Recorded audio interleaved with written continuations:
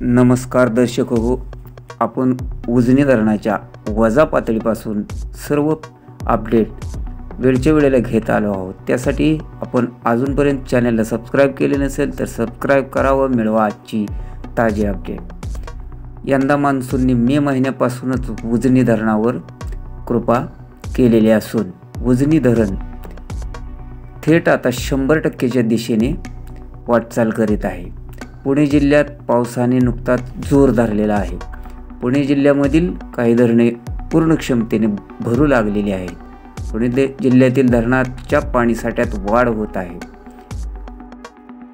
पुणे जिल्ह्यातील खडकवासला धरणातून रात्री 15,000 क्युसेक्सचा विसर्ग सोडण्यात आला, तर बंड गार्डन येथून रात्रीच्या उपलब्ध माहितीनुसार 38,608 क्युसेक्स विसर्ग सोडण्यात आला होता। उजनीमध्ये येणारी आवक ही आज सकाळी 58,585 क्युसेक्स आहे।